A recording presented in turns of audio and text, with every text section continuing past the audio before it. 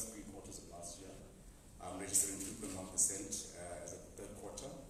And we still found that growth within that quarter was led primarily by our tertiary sectors. So we're still seeing quite a lot of activity within our trade, transport and communications, tourism, as well as financial and business services. And partly, this is due to the fact that over the past couple of years, the government has been able to provide very reliable infrastructure in terms of water distribution as well as electricity distribution, which hasn't always been the case. But the continued investment and development of those sectors make it easier for businesses to function within our environment. Another key aspect I'd like us to look at is inflation, where our inflation has basically been trending downwards for quite some time.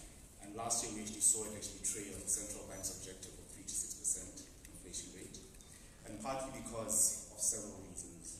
So within our inflation basket, we look at 3 different aspects. We have a demand side, which covers all the household demand activities that consumers undertake. We have a supply side as well as a volatile item side. So within our volatile items, we have food inflation as well as transport inflation. And over the course of last year, we basically saw actually no fuel increases, as well as food inflation, despite the fact that we had declared a drought, was actually trending downwards over the course of last year.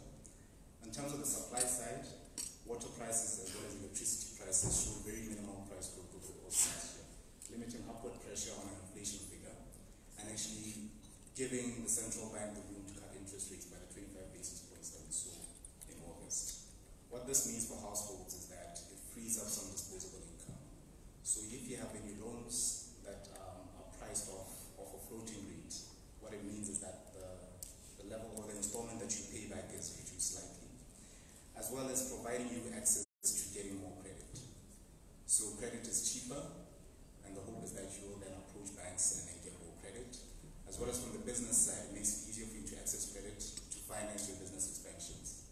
So that was one key thing that we saw last year.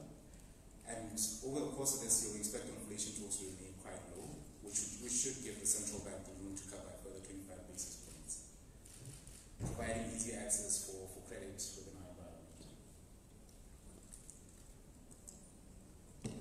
Now we can jump into the budget. Yesterday, the minister highlighted that there were a few focus areas that they seek to push over the course of this financial year. And these were actually derived from the 6 that were outlined within our National Development Plan. The first one of which is the promotion of export-led growth. Now this includes incubation and preparing competitiveness or improving the competitiveness of our local companies to be able to compete internationally. One key issue that we have as Botswana is our small market size.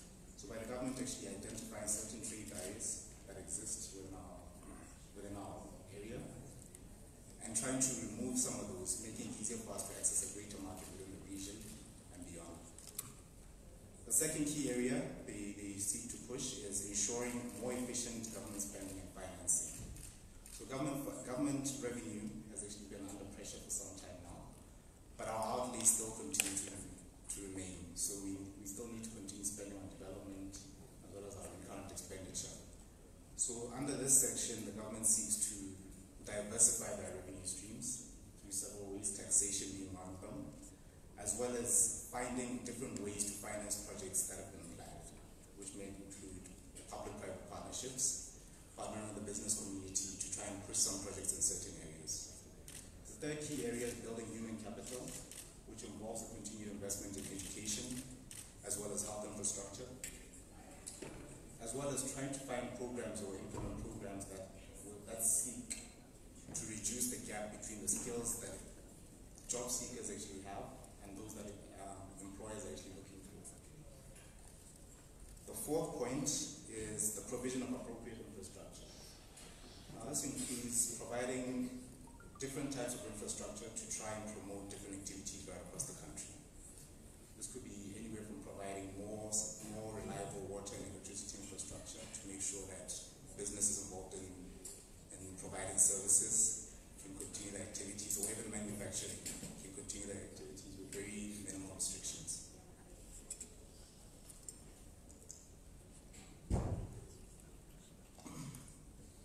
The graph that we have there on our left shows the performance of government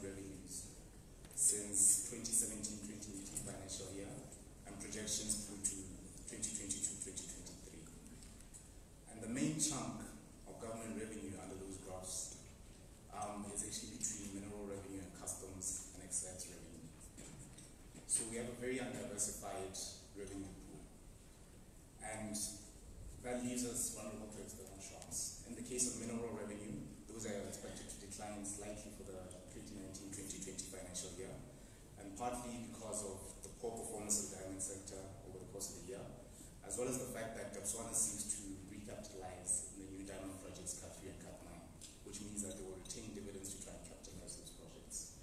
So reducing the amount the government should expect to get from the partnership. Customs revenue as well is expected to decline marginally, and that's also in part due to the poor performance that we're seeing from the South African economy, which is the largest contributor to our SAP revenue pool. So going forward, we hope that South Africa might be able to sort out some of our issues and growth prospects will begin to improve, increasing our chances or increasing our share from that common revenue pool. On the right, we have our outlays, where the greatest chunk is made up of basically government salaries, which show quite a reasonable jump between 2019, 2020 and 2021. And that's because of the salary increases that were locked in last year for both 2019, 2020 and 2020, 2021. But going forward, we expect growth in government salaries to try to moderate slightly, reducing those significant jumps that we've seen over the past 2 years.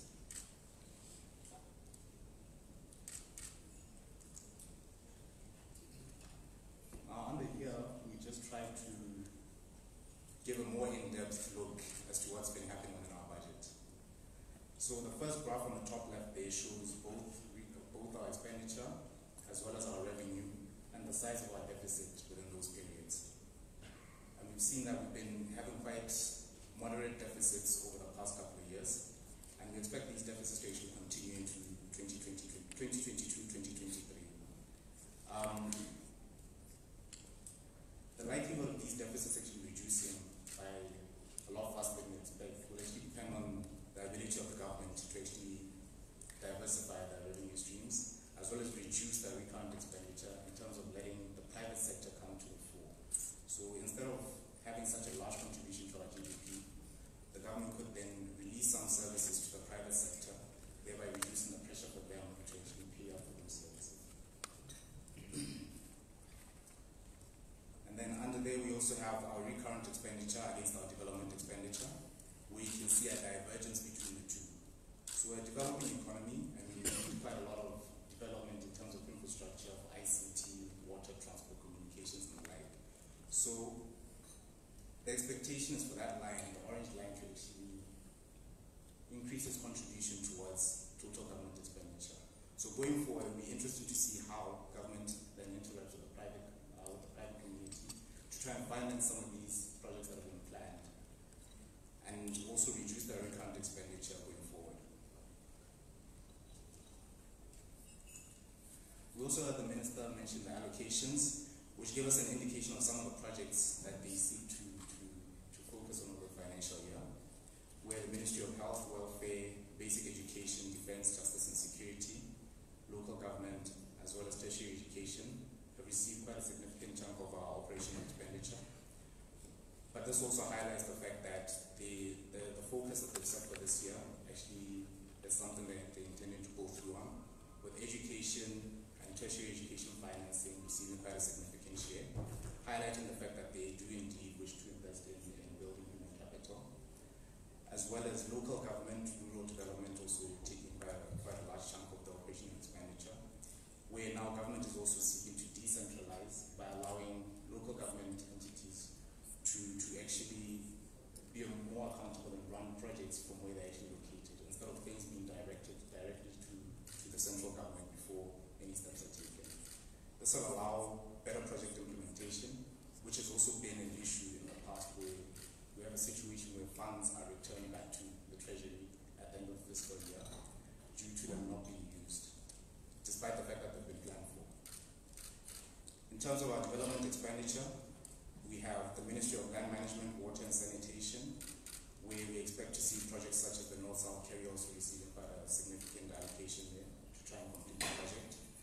The Ministry of Defense, Justice and Security for the purchase of air assets for the BDF.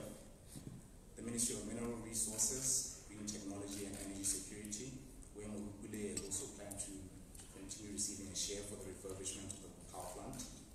The Ministry of Transport and Communication, where road infrastructure infrastructure projects are expected to continue over the course of this year, as well as the Ministry of Local Government and Rural Development, which will then be able to run projects independently, or rather not independently, but be more accountable to try and get those projects off the ground. I think those are the main points that we picked up from the budget, and I don't know if I can stop there. Thank you for your time and attention.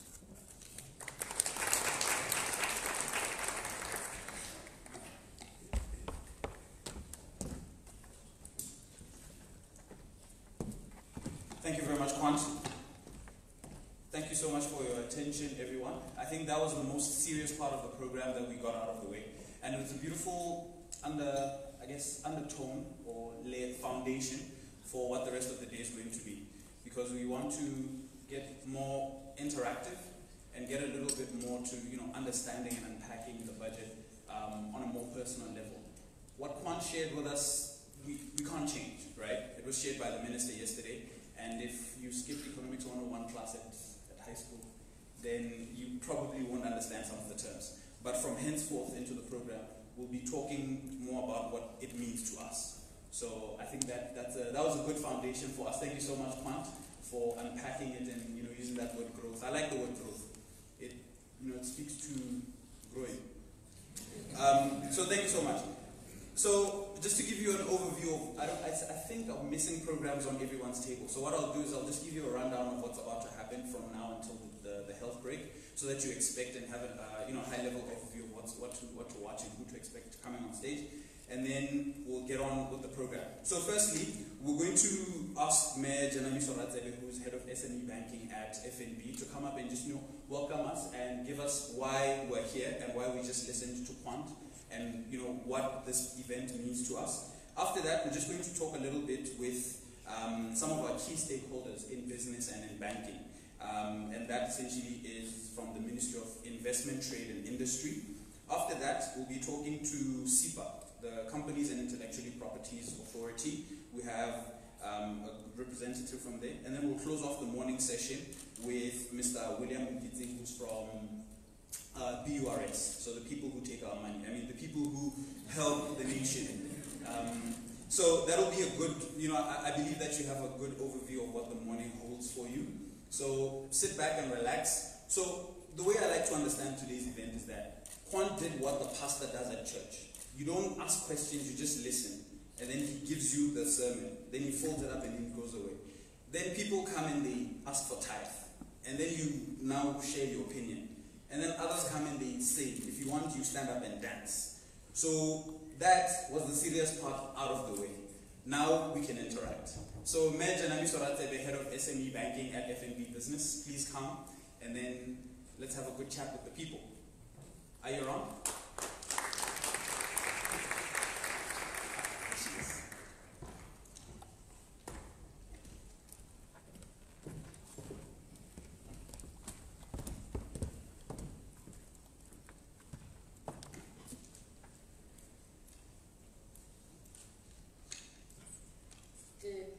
Ladies and gentlemen, it is my immense honor to welcome you all to the 2020 edition of the Fnbb Budget Review Workshop themed The Next Chapter, New Decade, New Trends, New Opportunities.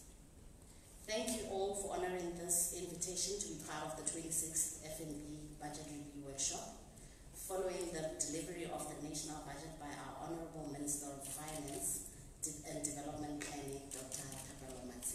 yesterday.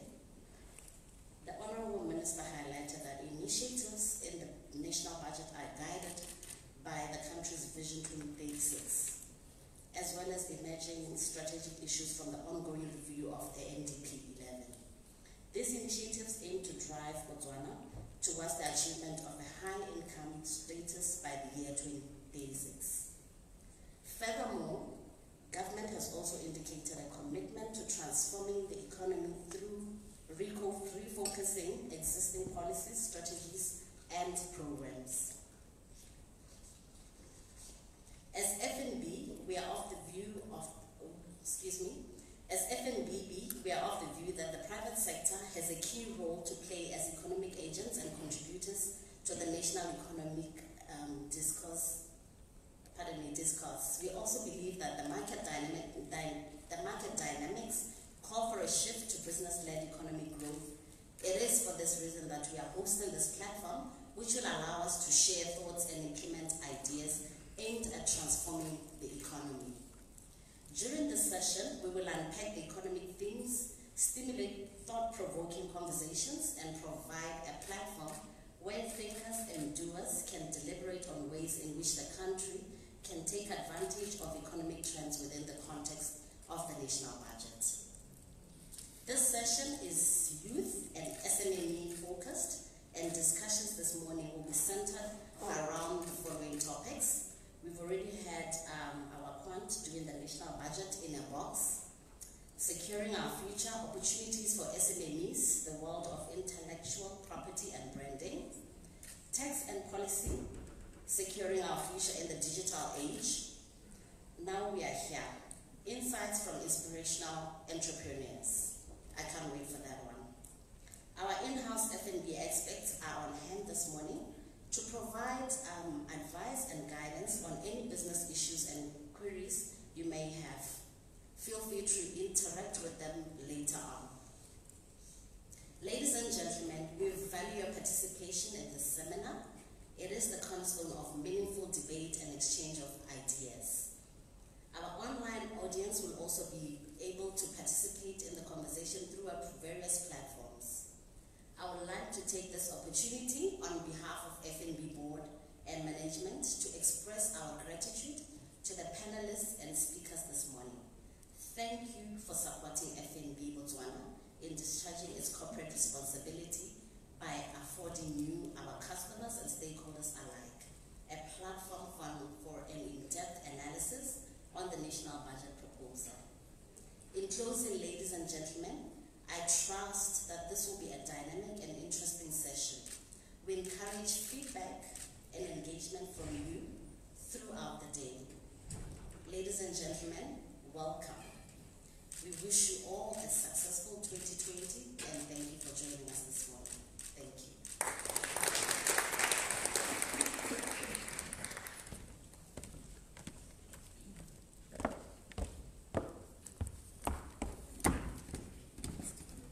Thank you, Merazave. I like the speakers, they have this virtual applause thing. Did you guys hear it? When you clap your hands, the speakers also give off some applause, unless it's the mics picking your applause. But in any case, we this morning would like to also extend some courtesy towards you. I think the one thing that I really like about Botswana is we are a very relaxed society. Sometimes it works to the bad and sometimes for the good. And today I think it's for the good. Two things. Firstly, there's a big thing happening worldwide called coronavirus. And I see nobody with a face mask today. And that is so typical Botswana. So chill, so relaxed. We don't care. It's fine. And yesterday I was reading the Ministry of Health media spread, and they said a few key things. So maybe just to repeat for our safety here today, given that we are quite relaxed. If it so happens that someone in here may be suspected to have coronavirus, whoever coughed, but if you suspect that there is someone like that, here are a few precautions that you can take. Firstly, stay away from that person that you suspect may have a case. Secondly, if you are that said person, we would urge you to cough into your elbow and not into your hand. The reason for that is because we don't want conflict of interest.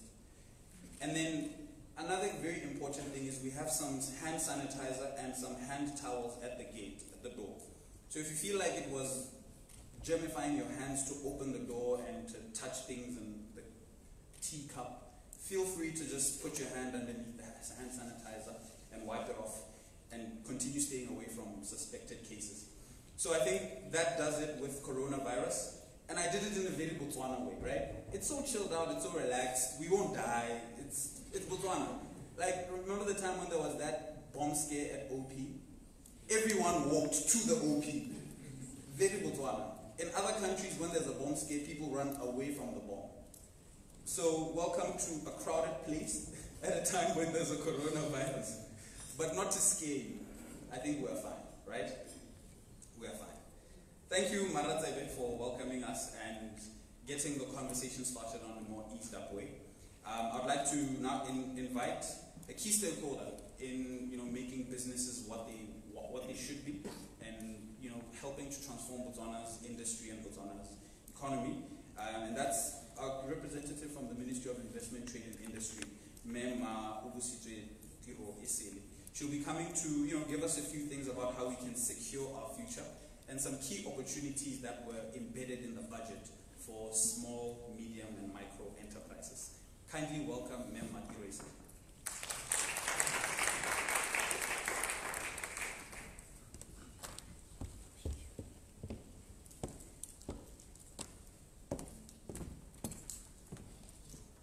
Good morning, ladies and gentlemen.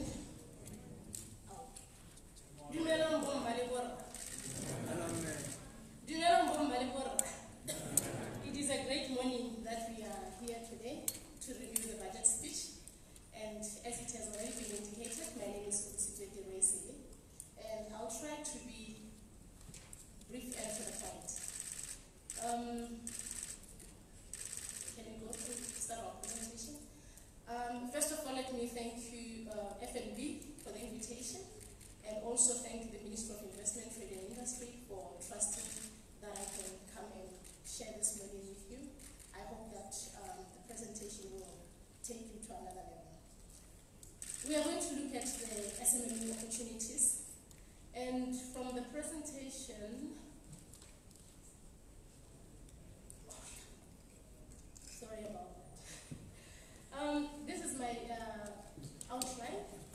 Just going to have the introduction, the transformation agenda, key policy reforms made in Botswana, market access, and conclusion. And I'll just share a few learnings take home for you.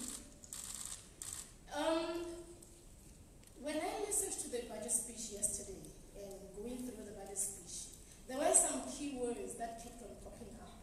And some of the key words, the main key word here, which is top of the agenda for achieving the Vision 2036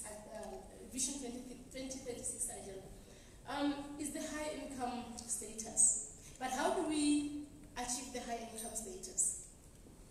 You can realize that I've got different color codings. At the top of the list is implementing the transformational agenda. I believe most of you will agree with me that the transformational agenda has been overemphasized way before the budget speech came into play. And therefore, I found it very fit that we should look at the transformational agenda. Secondly, fourth industrial revolution. I believe most of you, they are connected to the digital era. You've got WhatsApp, all of us here. I bet we all have WhatsApp. If you don't, it's because your phone got lost and you are in the process of buying another phone. So we are always in touch with the digital world. The other thing is government is determined to provide financing for projects and ensure that the spending is done in a way that at the end of the day we will achieve results. Not just investing in projects that at the end of the day they don't bring income generation. The key word here is to achieve high income status. If you look, we also have the private sector driven there.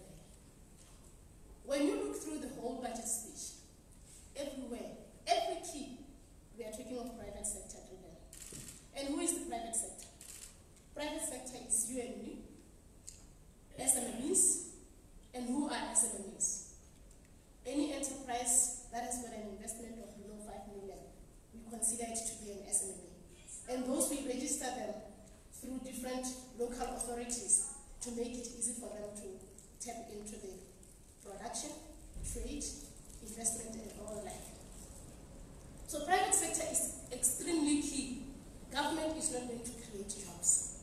Now the results of this, we are going to have employment. If private sector fully participate, we are going to have a lot of jobs that we are always talking about. We are going to have an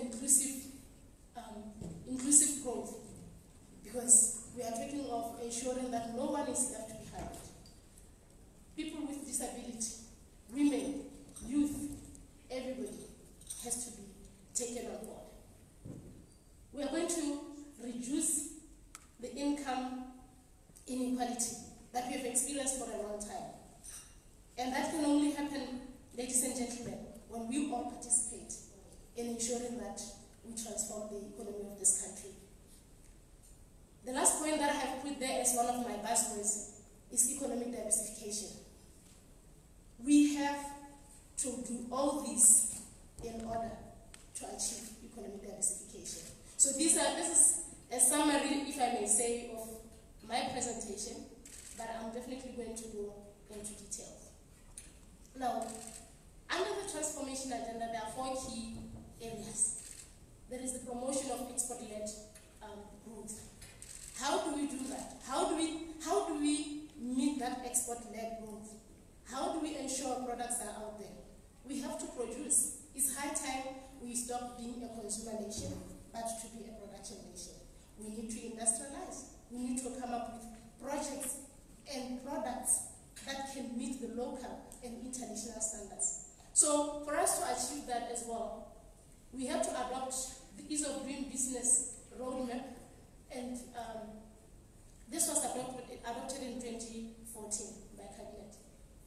And through that, we have seen some reforms, such as the review of the industrial development policy, where we have dealt away with the red tape of you having to sit in a board to defend your license, except where your product that you are going to be producing has got health and safety hazards.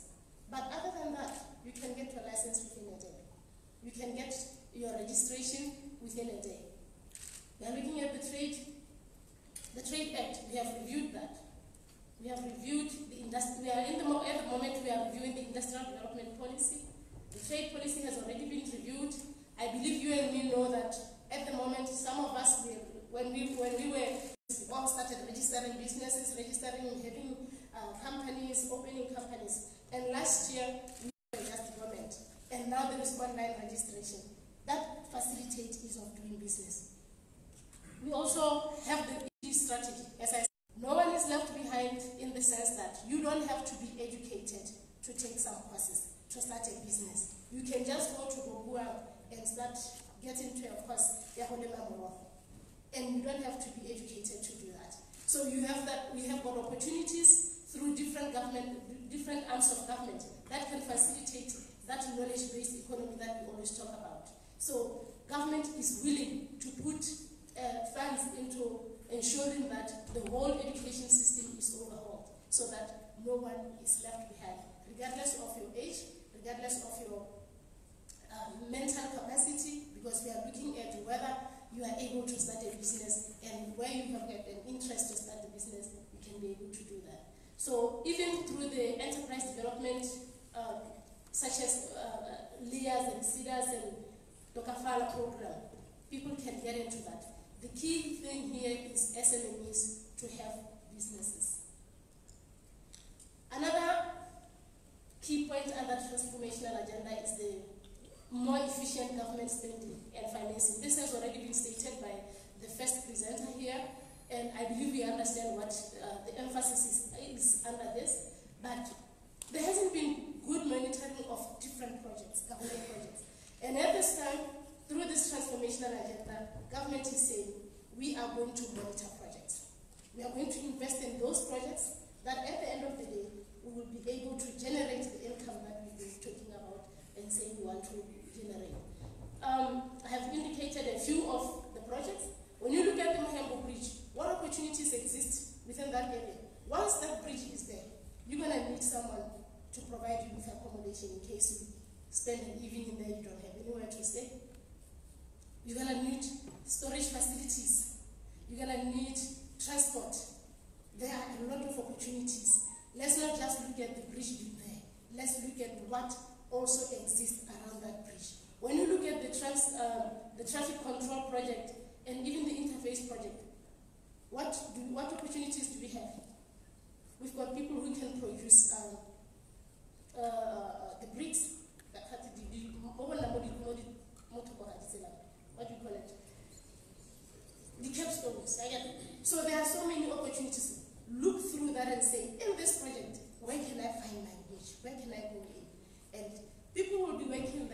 they are going to need you to supply them with food. They are going to need you to supply them with airtime. So there are a lot of opportunities. Financing of programs. We heard about all these schemes that government has always put in place. YDF, limit. Are they still relevant even in this era?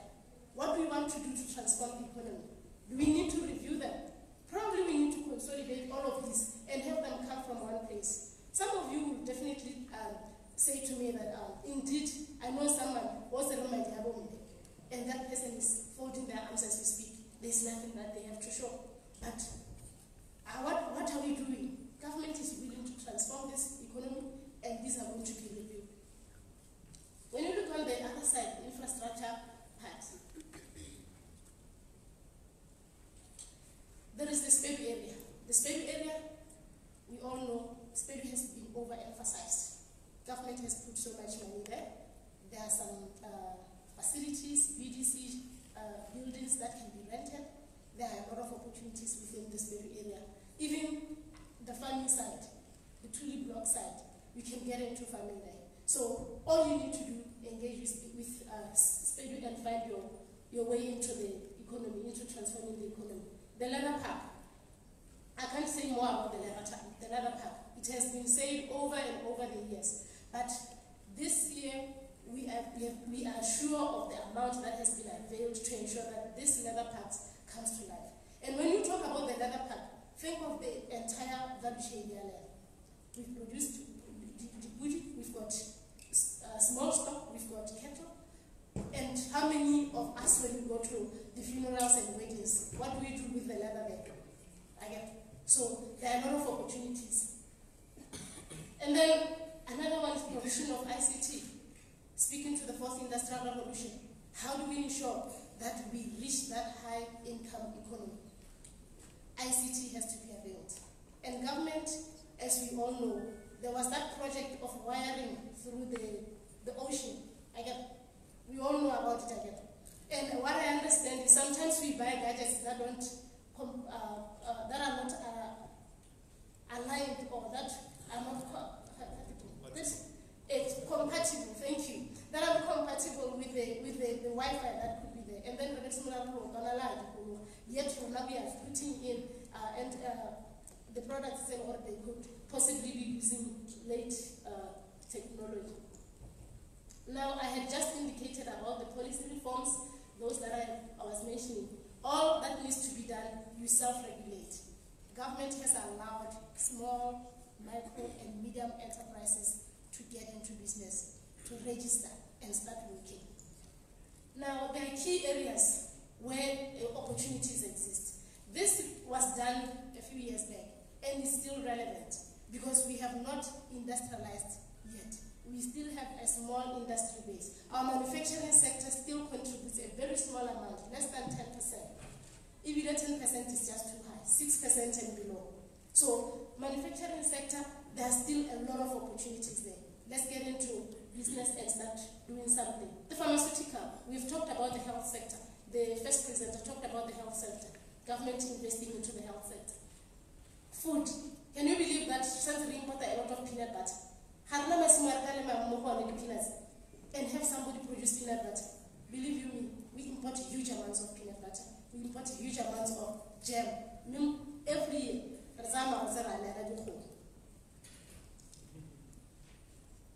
This continues the manufacturing sector. I was talking about those interface projects, those traffic projects, building and construction. Building and construction, there are so many opportunities. Government is going to inject a lot of money into infrastructure. Where do you find your market? Where do you find your place?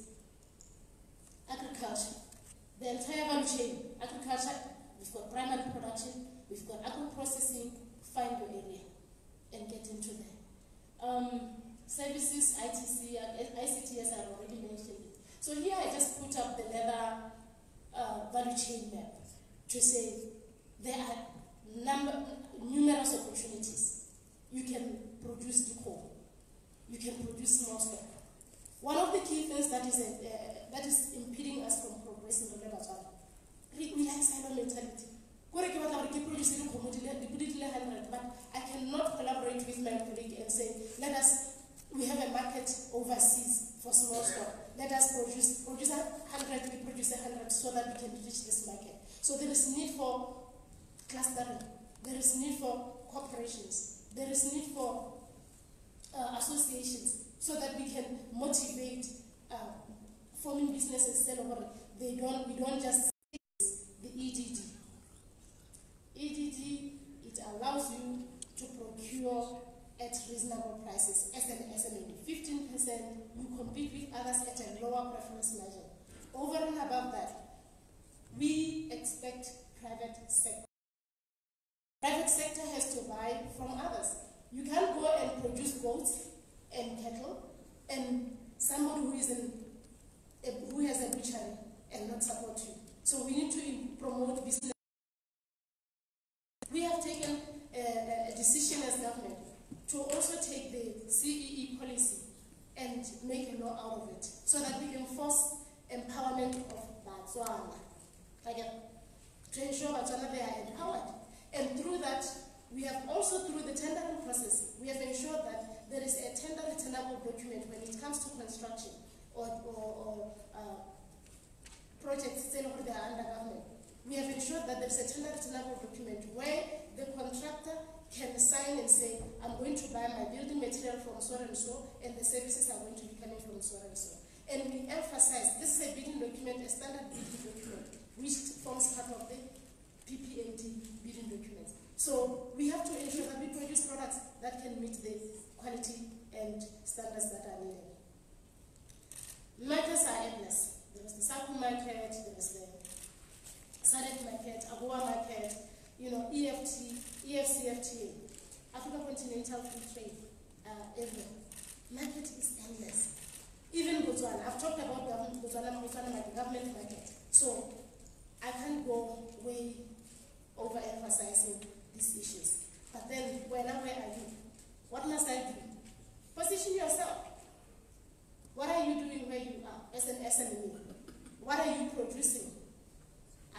We want quick wins, but we have to work hard. We have to familiarize ourselves with programs and policies that government has put in place and learn. 5 hectares. There are people that you can just go to Buang and even make that 5 hectare more economical for you. It's kind of subsistence farming here. Avoid shortcuts when you are tendering. Corruption is going to be paralyzed, and you don't want to be caught in the middle. So you must be ready to get your hands dirty.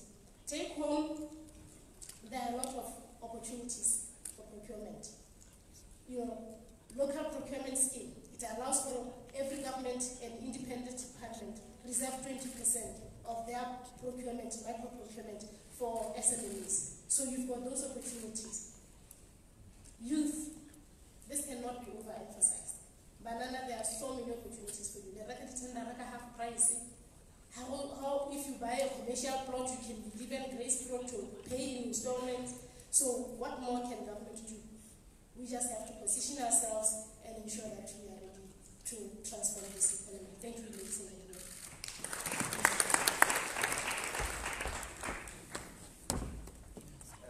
Thank you, I forgot to mention that this is the grilling part. Everyone who speaks after Kwan spoke will be subjected to some questioning. So if you have any questions that you'd like to forward to Memma Tiroese, she'll be happy to entertain your thoughts. While you gather your thoughts, I have one question. Maybe the roving mic can, start moving to the good people. I have one question, Memma Tiroese. Mine is, why is government so interested in getting SMEs to stay as SMEs? I don't know, maybe this is just my opinion, but I wonder what is being done to make sure that there's a concerted effort to scale all the projects, all the ideas, all the businesses that we have in our country, to stop getting that small contract, that small supply tender, for a big multinational conglomerate. Is there something that you can speak to them? And then I trust the roving mic will arrive to someone. We'll take the gentleman, he raised his hand, and then the lady after that. Maybe you can entertain that question. Thank you. Thank you for that question. And if you look at developed nations and developing nations, you'll find that SMEs are the engine of growth. Look at Nigeria, there are SMEs everywhere. And we can't neglect the fact that giving someone a huge amount to start a business that they are not capable to run and make it profitable would work for us at the end of the day. So we have to start somewhere. There are opportunities for growth. That is why we have GICC, where they develop you to export, to reach the higher market. That is why we've got Bodea, who develop your capacity to even be able to grow from a small, medium to a large enterprise. So it's not about government wanting us to stay in the small market. Government wants us to be running businesses, producing, start somewhere and grow. And if I can say this, at the ministry, we only license enterprises that are above 5 million investment. And government promotes that. Today, the agenda is to promote Botswana or go high to start a business. Gentleman at the back, please keep it short and sweet, 10 seconds or I'll cut you off. Thank you. Hello. Thank you very much, ma'am, for that wonderful presentation. I just have a simple question. Botswana has always had generally good policies. The biggest problem has always been the implementation of it. We don't get things actually done. So I would like to hear how we're going to move from this wonderful presentation to when these SMEs actually engage a government department. That government officer who is the person who determines our experience, unfortunately, are not on the same page as you. Are we going to continue to hear system down, or the person who needs to sign that document isn't here, or all the other things that get in the way between these wonderful PowerPoint presentations and the reality that most entrepreneurs actually experience when we interact with the public service? We'll take another one before that. The lady. Good morning. So mine is similar to his in that my question, having heard what you said now, relates to the ecosystem. You're in the Ministry of Trade and you're saying all these lovely things that are happening, but we've got the whole ecosystem, which is, and in this particular case I'm referring to government. So for example, one of the key issues that came up yesterday is around human capital. I'm in the business of training, and you know, that's my business, that's my bread and butter. I go to BQ and you request for a license, or you want a course accredited, you wait for a whole year. Is there something practical that is happening in terms of the ecosystem? This is Ministry of Trade, all the way to all the other divisions, departments, SOEs, government arms, to ensure that there's measurement, to ensure that all these places have key, are aligned rather to the strategic goals of your department, to ensure that we survive as SMEs. I mean, and the worst part is you have submitted, paid, and you wait for a whole year without communication, and you hear after a year that you left it, you didn't cross a T, or you didn't put a dot on an I, and things like that. Thank you. Thank you very much for those very good questions. You are very right. It has been government's concern that we've got policies and strategies that are well written, and we've got countries coming to Botswana to benchmark. And they take these things and they go and implement in their countries. But what have we done? That's the question that you're asking. Are we going to see the same thing happening? I can proudly say that this transformation agenda is not a joke. It's already happening.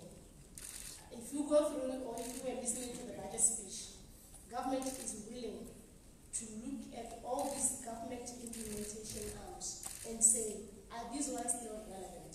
Do we still need to maintain the way the things are run by this authority? Or do we need to collapse it? Because they are taking a lot of government money. We are investing a lot into those. I'll give you an example. When you do, when you tender, we used to have to put all these documents and requirements in the tendering. But now there has been that synergy of what is needed by PPADB, what is needed from companies. You are not expected to bring every single document. And there is that, I don't know if you can say interfacing of different systems to ensure when we system down some of us are EDD registration, some of there is that interfacing of different systems to ensure that there is that seamless facilitation to the public. So I can say from the speech and even from what we have seen happening in our offices, and no stone is going to be left unturned. And it means business, and it means in the same manner in private sector, when you don't perform, what happens to you? So if you don't perform in government, what's going to happen? If the department is not performing, what's going to happen? So we expect to see a radical change, and people should be willing to stay. I mean, if you want to secure your job, you have to perform. So there could be some things that are already happening that have already happened, which could be possibly an implication of the transformation agenda taking place. And then the ecosystem, you are right. We have what we call one government approach, where we ensure that whatever is happening from another ministry is well facilitated.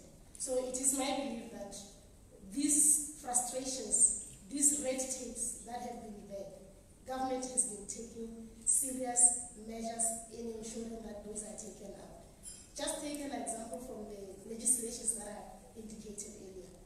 We used to have councils having to sit, committees having to sit. Those committees have been dissolved, and people were getting sitting allowance for attending the meetings to come and look at the licenses. We don't need that. You can just go and register, do self-regulation, and ensure that within 30 days you inform government that you have already started your business. So the seamless approach from every government entity to facilitate business is being addressed, and it has already been addressed by reviewing some legislation.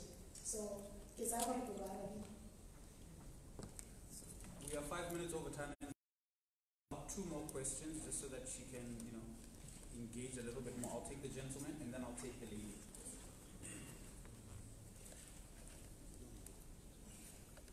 Whomever.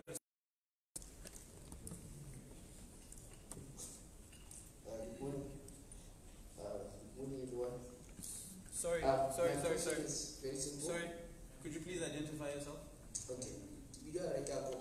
But I thought I pointed at the lady. Please give it to the lady. I'm sorry, but I facilitate. Okay. I'm sorry. Yeah. Please give it to the lady. Thank you. And then. I'm sorry, I didn't mean to be difficult. Thank you. My name is Adina. My question is really regarding the land issue. You've spoken extensively around opportunities that are available for SMEs, but then at the same time, when you talk of small stock or anything agricultural related, it speaks to land. And I remember quite vividly last year, we had the president who spoke about 50-50 land use. And currently, it hasn't been law, or that policy hasn't changed. And even issues around changing land use takes forever. You go to land board, they tell you 30 days, and a year or 2 years down the line, we're still waiting. So I just want to find out, and Leah can't do anything about it, by the way. I therefore want to find out what is the ministry going to do? What is the ministry doing about it to try and facilitate that so that the ease of starting business or doing business is well facilitated? Thank you very much. My own? Yeah. My name is Stefan. I'm representing a company where in the outdoor billboard space. EDDs. I've heard numerous times whenever we talk about EDDs, it seems like, but we don't emphasize on production, manufacturing, and retail. We have South African of stores in Botswana that don't sell our product. Any deliberate move from government in terms of assisting such companies, as labels, like t-shirt labels, cap labels, we have plenty of them manufactured by young Botswana, but they got no place to sell. They sell around the streets, they sell to friends, while we have stores like Studio 88 and many of them.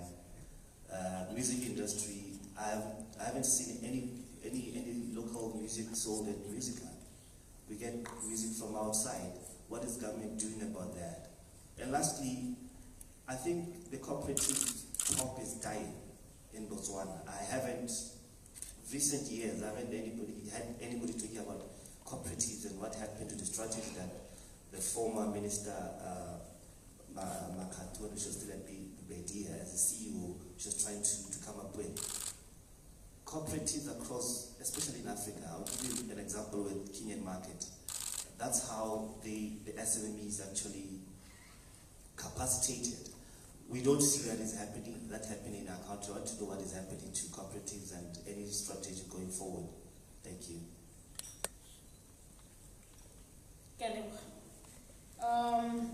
I'll start with Masia's question on the land. What are we doing as Mighty to facilitate land availability of land?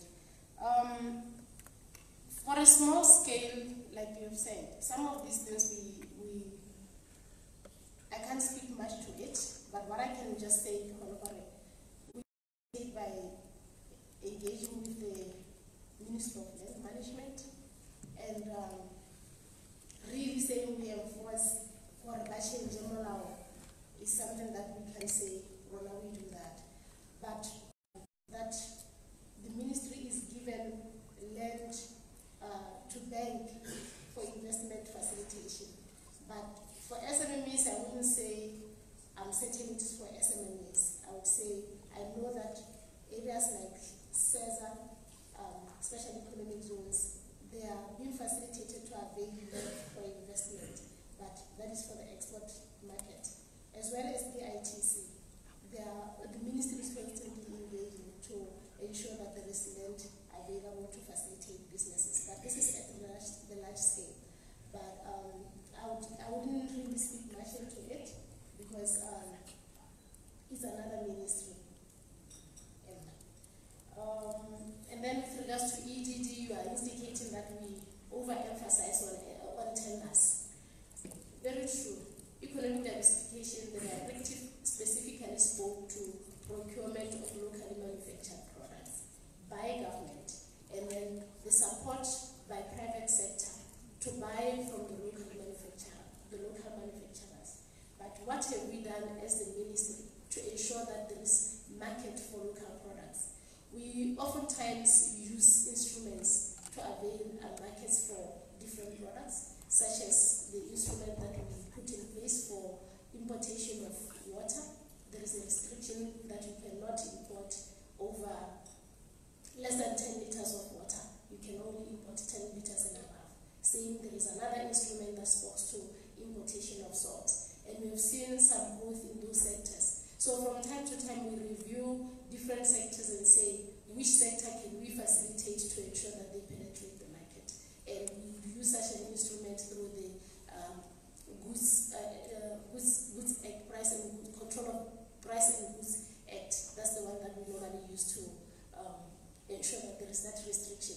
But we can't live with closing all borders. What we also emphasize, like I said, private sector has to take the lead.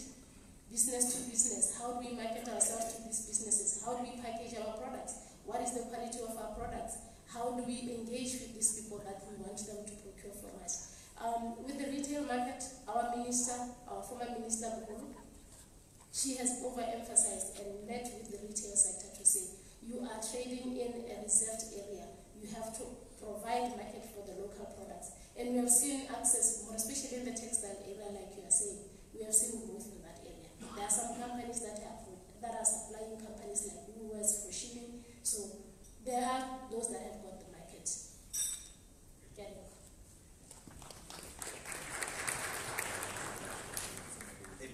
Thank you, Member Tiroise.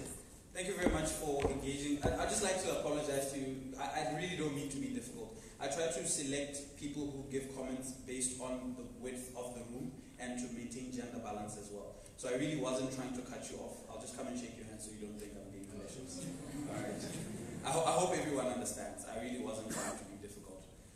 So maybe if you have a question, I will definitely give it to you on the next speaker. All right.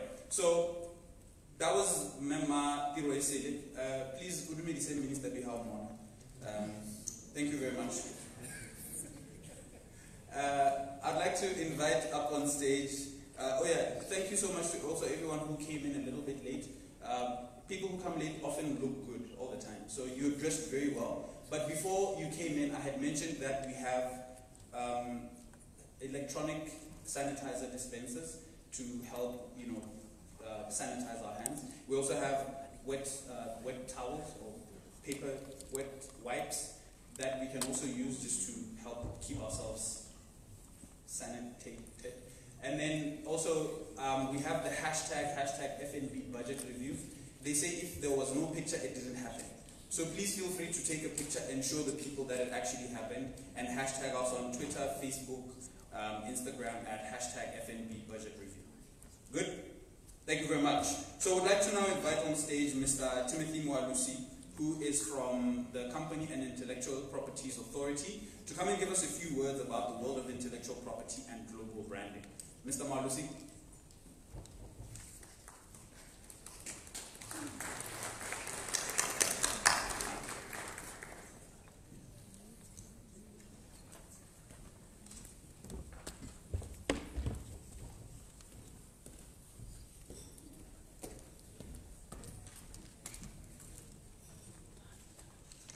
Good morning, ladies and gentlemen. Let me take this time to thank you, Fnbb, for giving us the opportunity to just come and share a bit on intellectual property. I know this is an area where it has never been easy for us to, as SIPA, to explain it well, such that people are able to use it as part of their business strategy. Because a lot of times, once you hear somebody saying, I'm going to patent my book, you know that we still have to educate people more on such issues. In terms of,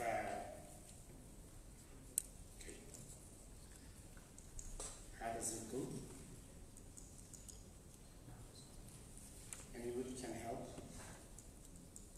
It's not responding. So I think what I want to just do is to share a bit about what intellectual property is all about. Anybody who knows how? Because it's not responding.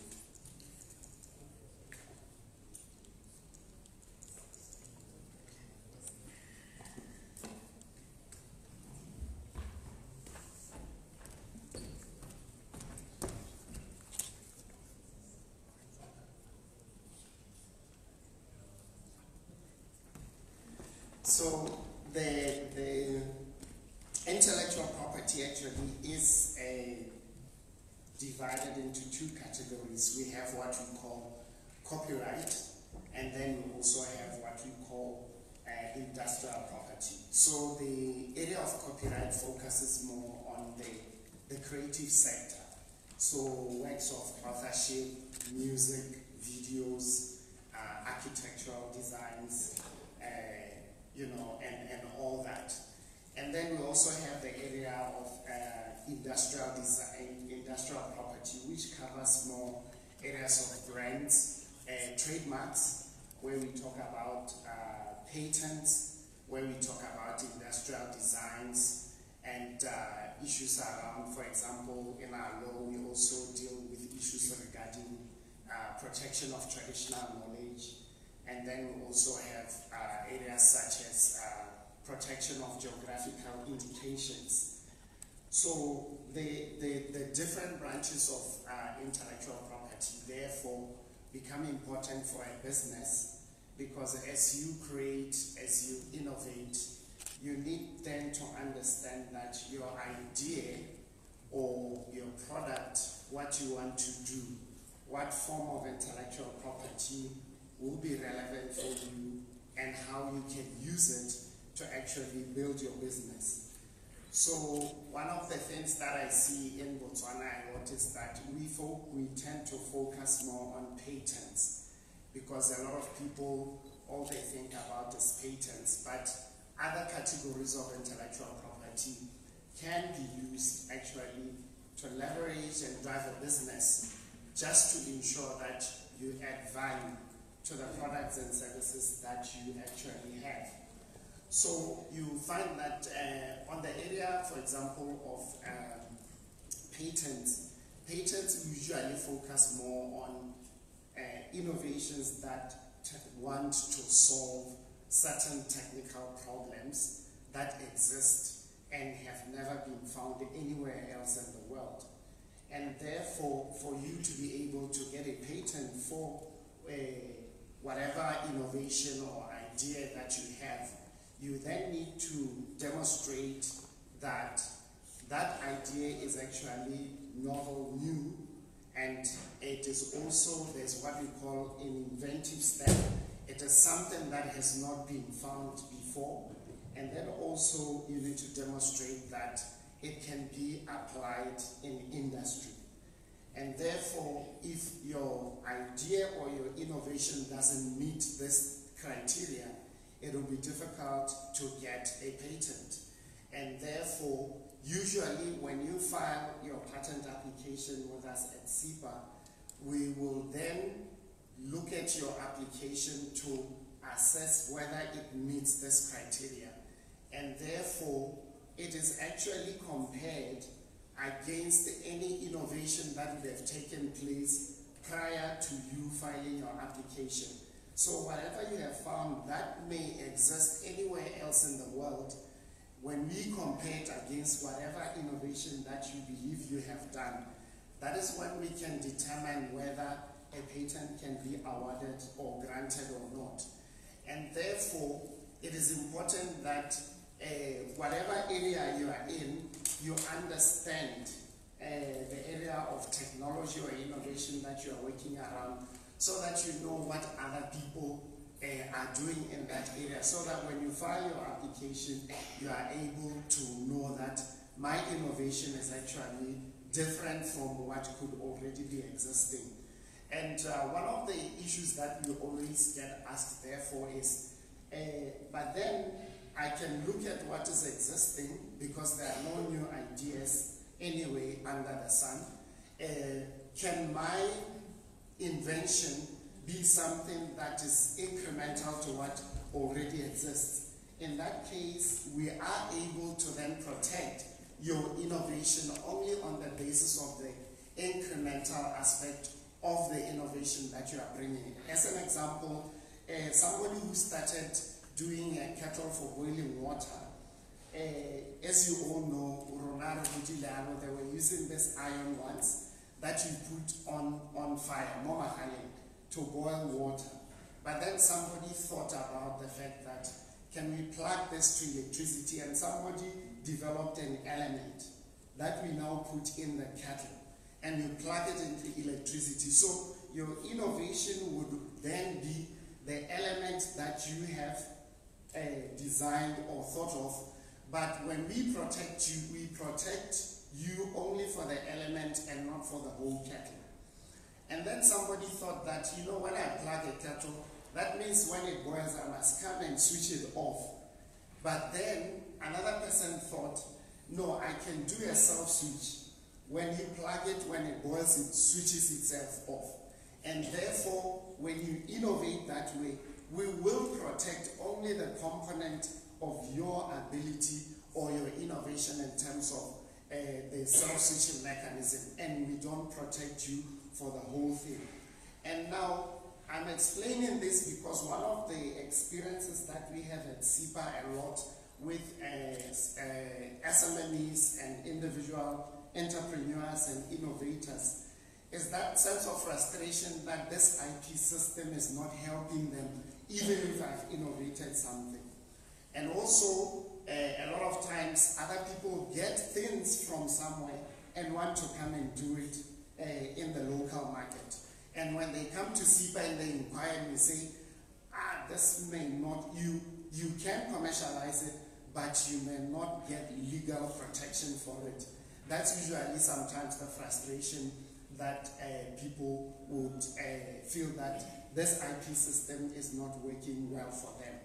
And then looking at the other area of intellectual property, which will be trademarks, which we can relate to the issue of branding.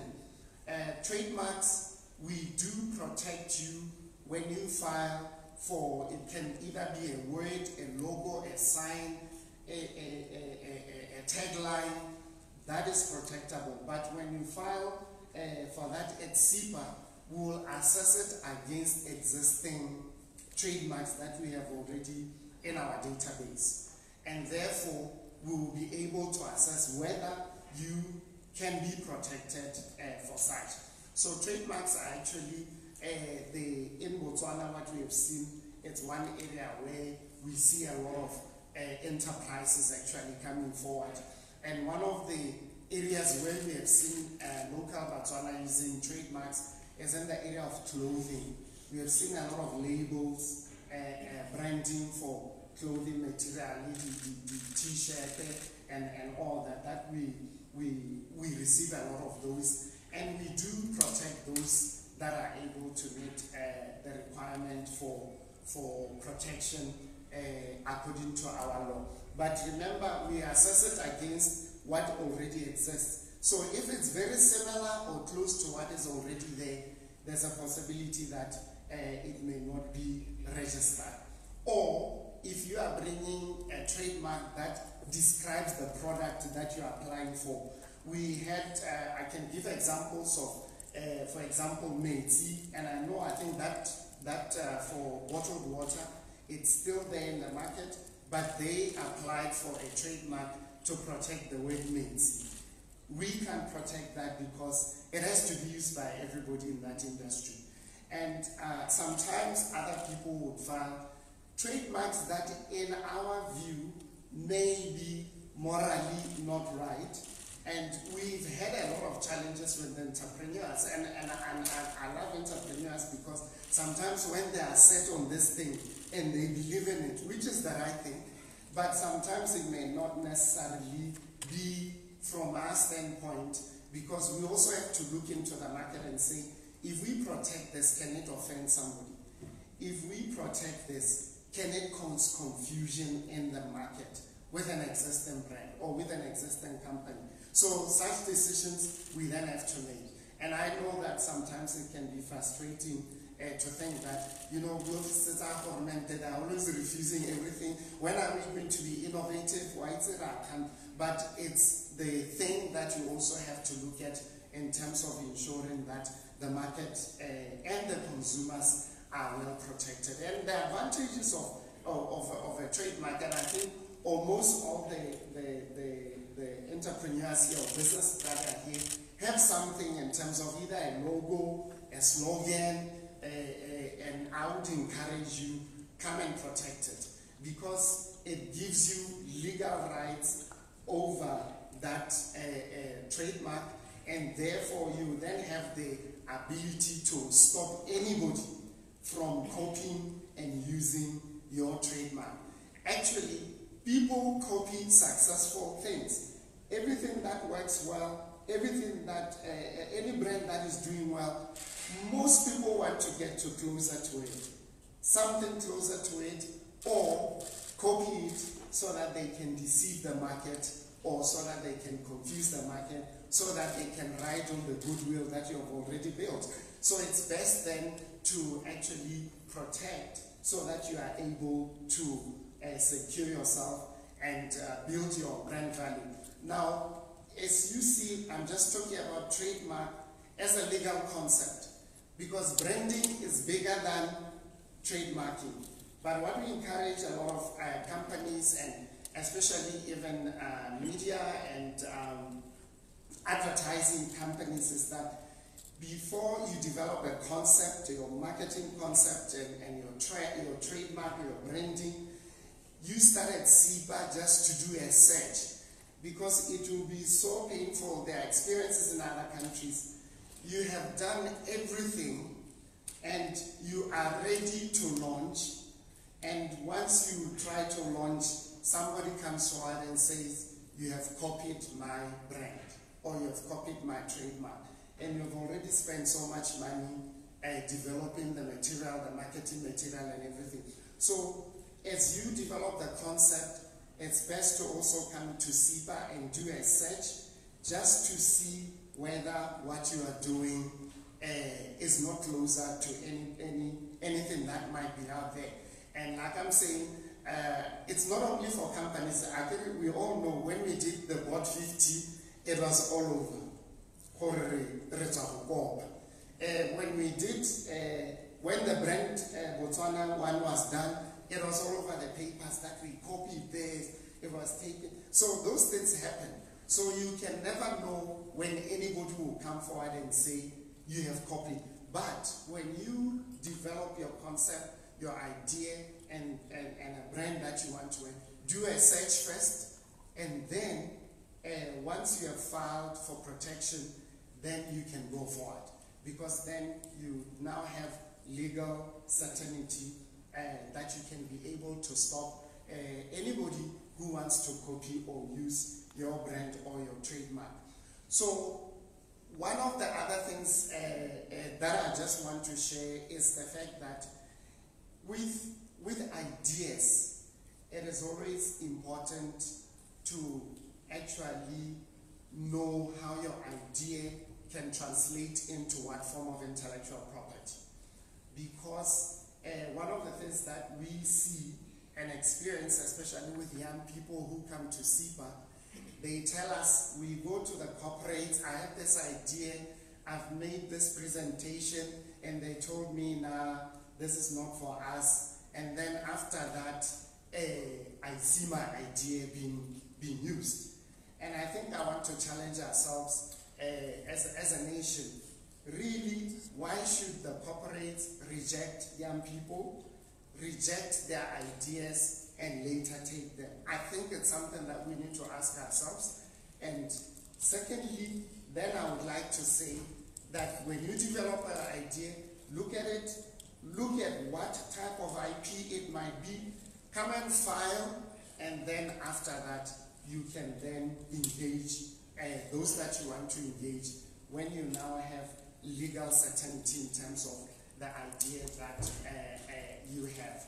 So as I come to an end, I would like to say as SEPA, we can be able to help you in all the different aspects of IP, to register them locally, to register them regionally, and even to register them internationally.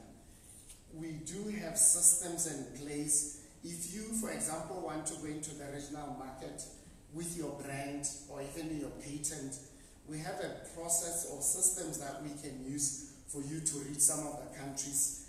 For example, under the African Regional Intellectual Property Organization, we have about 19 countries where you can file your trademark in Botswana, and then we can facilitate you to have protected in those 18 countries without you having to go individually to seek protection there.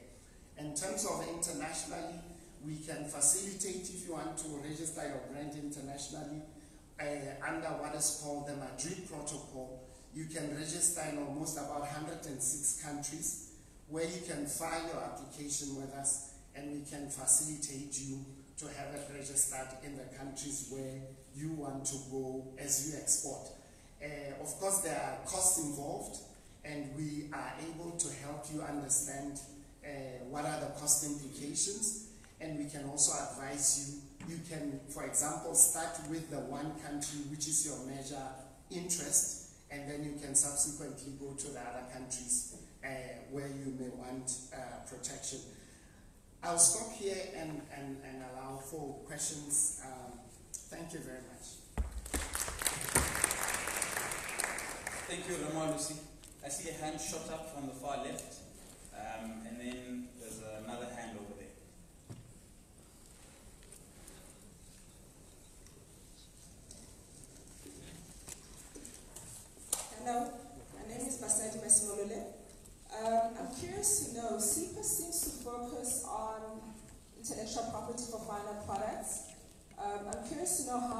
countries do it when it comes to speaking of concepts?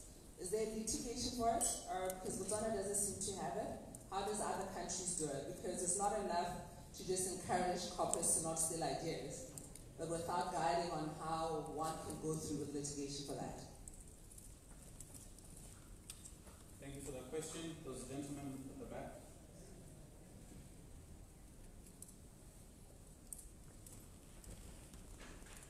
Hello. Thank you for allowing me to ask a question. My name is Desmond. I'm the managing director of Deptom, is a startup that is focusing on agribusiness. My question is, do you at SIPA allow protection of a process? For example, maybe when let me say maybe if you read them in UV lit room, it's something that has never happened, and you realize that you can do that, and in such a condition. Can you allow for protection of such a process? And thank you. The first one, with the ideas, yes, there's a way that you can protect ideas even before maybe it becomes a final IP. There's the issue of what we call know-how or trade secrets. These are things that you protect within a business without sharing them out with other people. And now, the truth of the matter is that in order to really secure your ideas, you must assess them to determine what type of IP it may be. As a country, actually in most countries of the world, we don't have what is called an idea law. This is only found in the US and largely in some states like New York, LA, where the creative industry, the entertainment industries are. It's actually a state law. It's not even a federal law, those who understand the US system. So they did that as a response to the film industry, where people were coming with their scripts. They go to movie companies and say, this is my thing, and the movie company would say, no, I don't think this is it. And the next thing you see that idea used in a movie. So because of the nature of the business they had to come up with a specific way of protecting people as such. So in Botswana we don't have that, and actually in most countries that type of thing is not there. But we can engage further just to see other possibilities that can be used in terms of, for example, non-disclosure agreements. But the young people always tell us corporates don't honor non-disclosure agreements, and they don't even want to sign them. So that's the other challenge that is there, but that's a vehicle that can be used to protect ideas before they actually go further. And then, Desmond, it is actually possible. One thing that I would say is you would need to come to SIPA, and then we sit down. I have one of my colleagues here, Qualitas. You can come and sit down and explain to us. That's the other challenge that we have, because people don't want to disclose. You can't protect if you don't disclose. So at least you go to SIPA, we look at it and we'll advise you how even to draft it so that you can then file it. All that I can say is don't disclose it to other people before you come and talk to us, so that we can be able to see how best to protect you. Sounds like a good idea that might be protected. Okay, I'll take another round of questions. There's a lady here, and then the gentleman right up front. Good morning. My name is Dr. Chuma. So I gather that SIPA is a government arm. So what measures have been put in place when it's the government that has been implicated in intellectual property infringement, just to ensure objectivity? Because if you're going to take the government to court, when it's the government that you're answering to, there's a bit of confusion there. Thank you. I think that includes you too.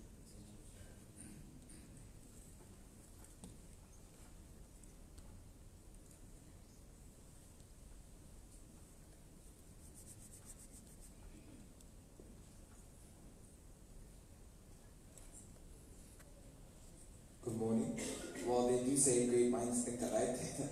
The question I was going to ask was going to be something similar, but then I have another question. You talk about patent. Oh, sorry, my name. My name is Bonan. I'm a final year student. But my question is all about the whole protection of the patents, right? You say SIPA will have like a list of all these patents. Is there a certain place whereby you can just, before even coming to your offices, sort of just go into your patent bank and sort of see what's out there? And I like to applaud the new system. It helps with the registration of companies. But if you're going to also call investment from outside, you don't always have to go through BITC. What active role is SIPA doing in, should I say, registering all the companies proper in the system? Because I know you can look and search for a company and you need the contacts and sort of just the bios of those companies and sectors. What active role are you doing out there to make it easy for people who want to be in touch with those companies without having to go through that whole process? Yeah, BITC.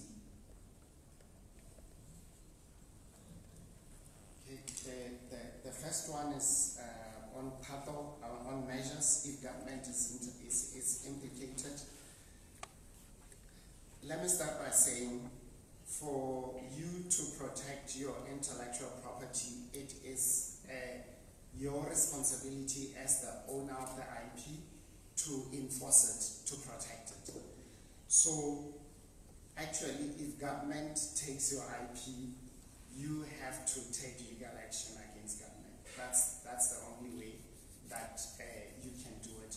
If you have an IP, anybody, you would have to do that. And then in terms of, is it Bonani or Bona? Bonani. There are almost 6 big IP search engines that you can actually use for the United States, for Korea, for European Patent Office, and there's one on the World Intellectual Property Organization called WIPO. You can actually go there and search them right now. They are available for free. You don't even have to pay. So when you have an innovation in an area, you can search them before, so that you know what everybody's doing out there. So, and then in terms of registration of companies, I deliberately avoided companies to talk about them today, company registration, because I've realized this country knows SIPA as a companies, and this branch of intellectual property has not really been brought forward a lot. But you can actually, you don't have to go to BITC. With our new system, you can search for companies online for yourself. That is why I think the lady who was presenting from the ministry was saying, even for example, when you tender, now you are not required to submit certified documents. The procuring entities can search online the SIPA to validate whether you are a director or a shareholder of a company. So that information is available actually. It's in public domain on the SIPA website. You can search without going through any other person. Sorry? It's not the name, but it's in certain industry. Because I know I've done that with the search my name. Yes. So then in terms of industry, now SIPA doesn't keep that information currently. So that one you would find under the Ministry of Trade or licensing authorities. So at this moment, we are not capturing information, because from registration, you go to different sectors. So somebody might go into tourism, ICT, that information we don't know yet at the time of registration. So it's only the licensing authorities who would have it. I'm happy to take one last round of questions. There's a lady at the far right, and then a lady up front.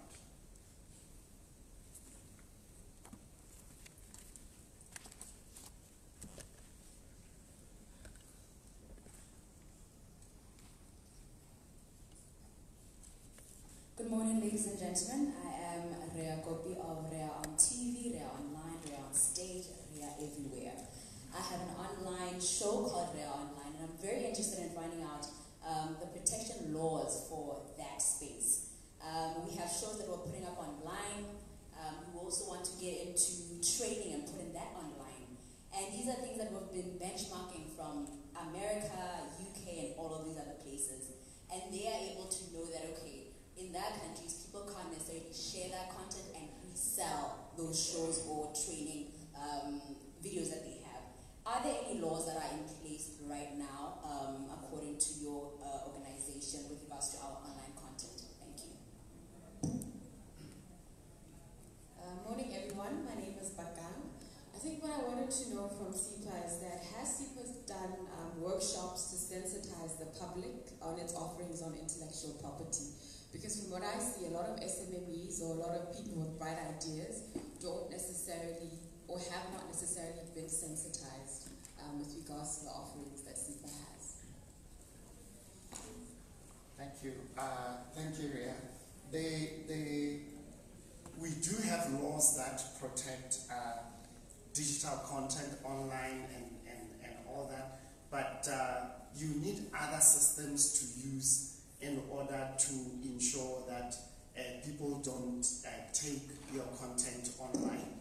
So, but the key issue is that you must always ensure that you put copyright notices on the content that you have online, because anybody who downloads it or takes it, they are informed right there that really this content is owned by RIA. But we do have one of the things that you'd have to do, there are technologies for encryption and all that. Those are some of the things that you then have to put in place, which are not necessarily IP, but are just systems that you can use to protect yourselves on that online platform. And even for us, you know, as the world changes, the laws sometimes are always behind. And new technologies that develop, sometimes we are not able to respond immediately. But it's a question of time that laws are put in place. Then back on sensitization, we do a lot of sensitization, but okay, let me not say it's not enough. We can do more, but we do, like last year, we went to so many areas working with a lot of partners. We work a lot with Bolia, SEDA, we work with the councils, and sometimes, like last year, we actually went door to door, business to business in Gaborone, in Broadhurst, in Commerce Park. We're just knocking on the companies and just talking to them as a way of building this sensitization. But I believe we can do more, or we need even other better strategies that we can use to improve this.